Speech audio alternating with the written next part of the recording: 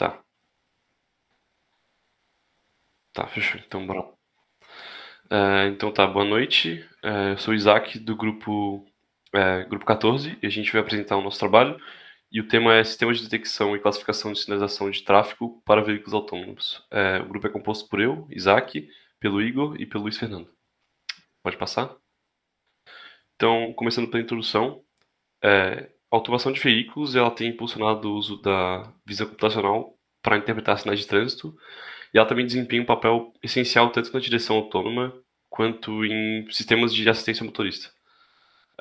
Enquanto a direção autônoma ela exige a leitura precisa de sinais para obedecer às regras de tráfego, né, e garantir a segurança ao motorista, os sistemas de assistência apoiam os motoristas com situações onde é exigido controle de velocidade e também frenagem automática.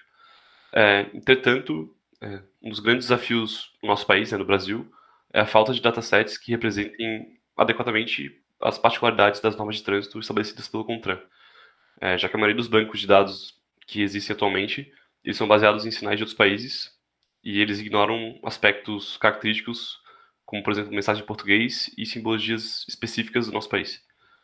Pode passar.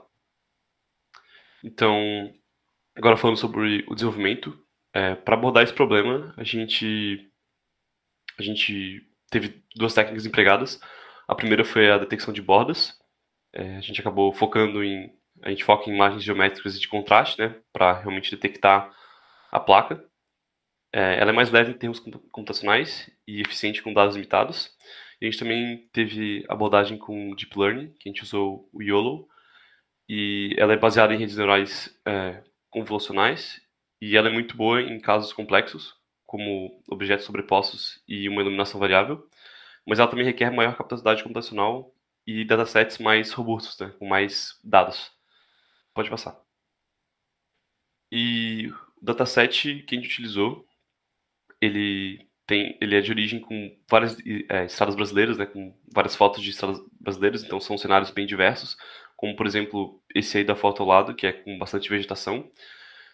São no total 2.963 imagens anotadas manualmente, e elas são bastante variadas, como mencionei, em tamanho, ângulos, visão, tipo de sinais e também iluminação. Elas passam por um pré-processamento com a correção de rotação e redirecionamento para tamanho padrão. E, e é isso, no total. É um dataset não tão grande assim, ele é um pouco limitado, mas foi o que a gente conseguiu. A gente pegou, se não me engano, foi do RoboFlow. E é isso, o dataset é isso. Pode passar. Bom, entrando na parte de visão clássica, a gente seguiu uma abordagem que passa por três processos. Inicia com um pré-processamento, que faz a parte de denoising, resizing e contrast enhancement. Basicamente, ele melhora a imagem fazendo um pré-processamento para ficar mais fácil de identificar as bordas. Depois, a gente passa pelo processo de detecção de bordas de Kenny. E, por fim, a gente faz a identificação dos formatos.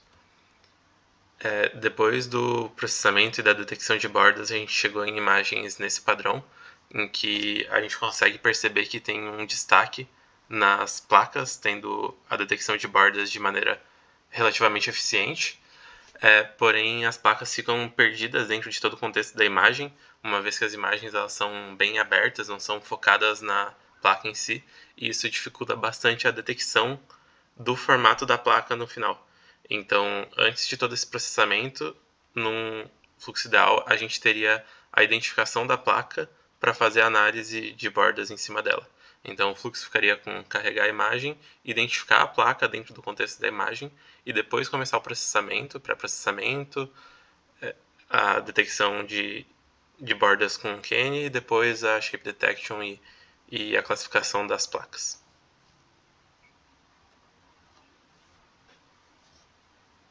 Bom, a implementação moderna seria utilizando o algoritmo de You Only Look Once, ou YOLO, que é uma implementação de rede neural convolucional. Então, é um algoritmo que tem um bom equilíbrio entre eficiência e precisão. para aplicações embarcadas. E ele tem como entrada, então, uma imagem que é dividida em uma grade de células, e como previsão ele retorna a classificação do objeto, ou seja, qual tipo de placa qual tipo de objeto é aquele que foi detectado, e a bounding box dele com uma confiança associada a qual a probabilidade daquela bounding box conter realmente o objeto. Então, e como saída é uma lista de objetos detectadas com essas previsões. Pode passar. Foi realizado o treinamento utilizando o dataset mencionado, e os resultados são apresentados aqui nesse slide. Primeiro, na parte esquerda, a gente tem as perdas associadas, né, durante o treinamento, e a gente pode ver que, no geral, elas convergem para um valor mais baixo, mas não nulo, o que significa que o modelo está aprendendo a minimizar o erro entre as previsões e os valores reais, os valores dos anotados, né?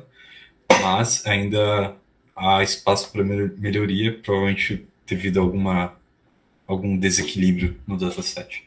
A gente também pode ver que isso é meio que confirmado pelos gráficos de precisão e recall na direita superior, em que a precisão ela melhora ao início do treinamento, com uma grande crescente, né? Mas que ela converge para um valor ali de 0,65, 0,68, que seria o valor final. E isso diz que também confirma que o algoritmo tá aprendendo, ou seja, ele está 68% são verdadeiros positivos, né? Então ele consegue acertar 68% das vezes, mas o que é um resultado razoável, né?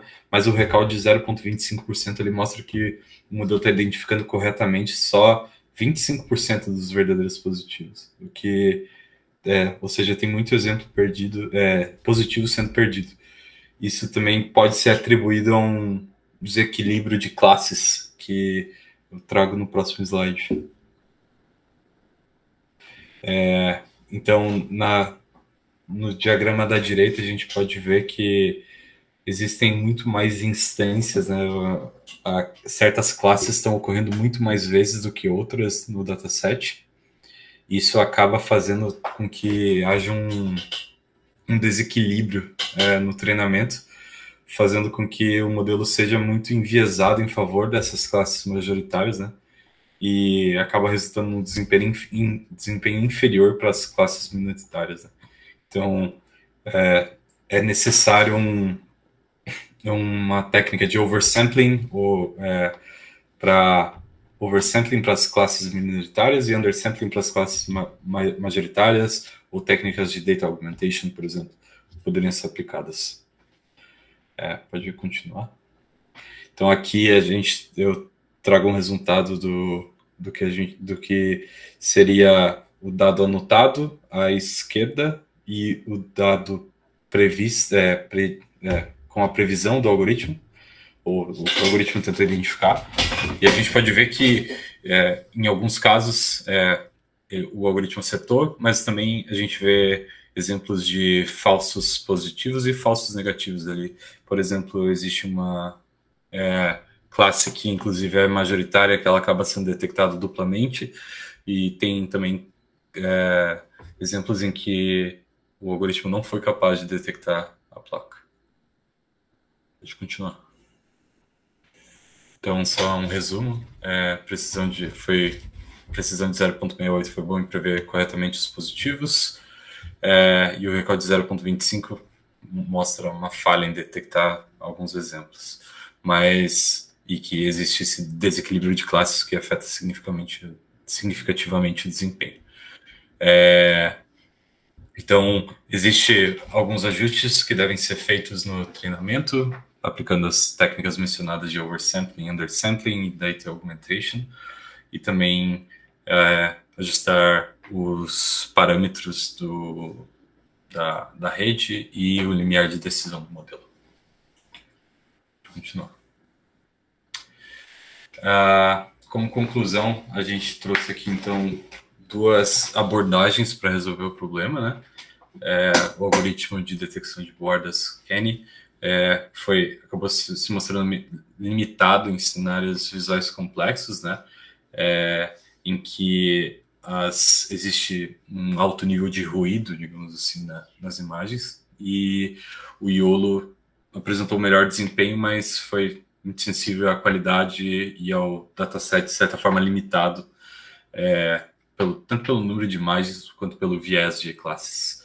Então, como lição aprendida aí, a gente tem que datasets robustos e diversificados são essenciais para aprendizado profundo e que combinar as técnicas tradicionais e modernas podem maximizar resultados. As nossas aplicações, tanto do algoritmo clássico quanto moderno, estão disponíveis num dataset público, pode ser acessado tanto pelo link disponível na apresentação quanto pelo QR Code. Obrigado a todos.